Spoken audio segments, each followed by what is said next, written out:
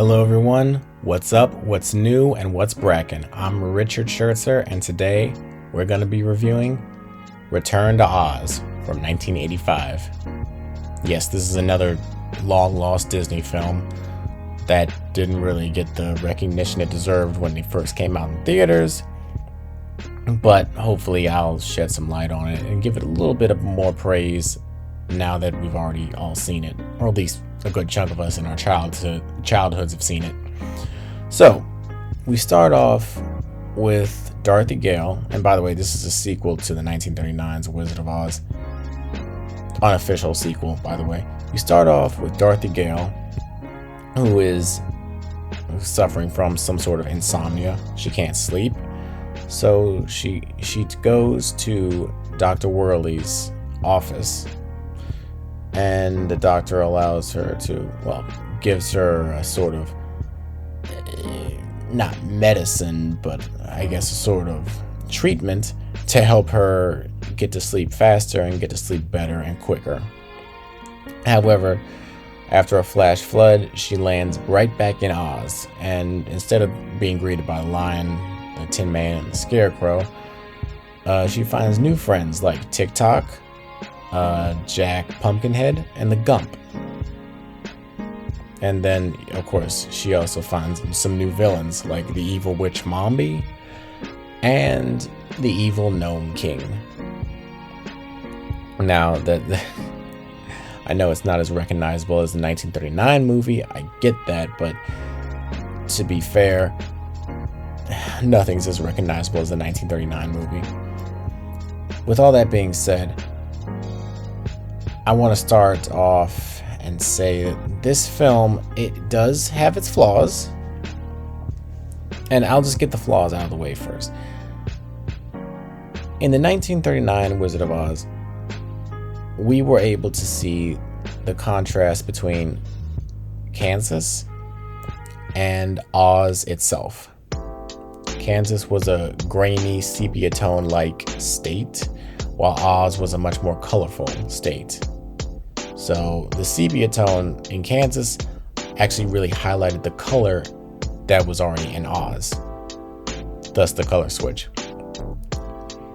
Now, when it comes to Return to Oz, this movie,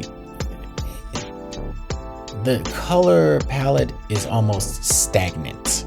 And I'm gonna, it is stagnant. The color palette is somewhat dull and dreary. It's not as vibrant as the 1939 movie. It really doesn't highlight any color in it, so it's very hard to note it for any color or anything vibrant or resplendent. That's one of the biggest problems with that, because when you watch the film, Oz actually looks like something like Kansas, which is a big problem, because if you're trying to differentiate between Oz and Kansas, you need to realize that Kansas is supposed to be dull and dreary, and Oz is supposed to be magical and colorful. I mean, the Emerald City doesn't even look like the Emerald City. It looks like, it looks like a broken down amusement park. Now, I will say, to be fair, the Emerald City, in the state of the plot, the emeralds were taken by the evil Gnome King and back to his castle. So you could argue that the Emerald City doesn't look like the Emerald City because there are no emeralds, because the Gnome King stole away what he claimed were his emeralds. And you can make that argument, but still, it is very dull to look at. However, I will say that the performances were actually pretty fine. For looking at Firuza Balk play Dorothy, it is lovely to look at. She's a very talented actress. She's a very gifted actress. I will say that, this was one of her better roles. The practical effects, amazing. I really love how they use the practical effects. I even like how they use the stop motion and the claymation in this movie. I know it came out in 1985, so CGI was still in its infancy. But given the fact that it came out in 1985 and they still use stop motion and claymation, it still looks pretty cool. It looks fun. It doesn't look too cut and dry or too choppy like one of those Rankin Bass cartoons. And I love his cartoons, but anyway, that's not the point. Looking at this film, it's like it owes a lot to L. Frank Baum, for which it was based upon, and also it owes a little bit to Lewis Carroll, who wrote Alice's Adventures in Wonderland. And I only say that because when Dorothy's sent down to the Gnome King's lair, it almost looks like Alice being dropped down the rabbit hole in going into Wonderland. And then when she pulls in Ozma of Oz from the mirror, that's almost taken straight out of Through the Looking Glass. Of course it's not as good as the 1939 movie. I'm not going to say it is, but this film is pretty entertaining in its own right. It is interesting, and what I love about it is the fact that it's very nostalgic, and it has that nostalgic factor where it doesn't need a lot of explosions or a lot of CGI to be entertaining. It doesn't. So, given that fact, there is a lot that this movie can benefit from. Like, it can benefit from a splash of color, like I said before.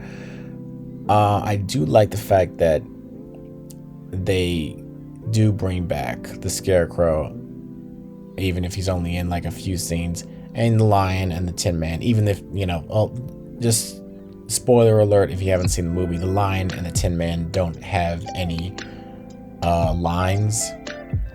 They're just there.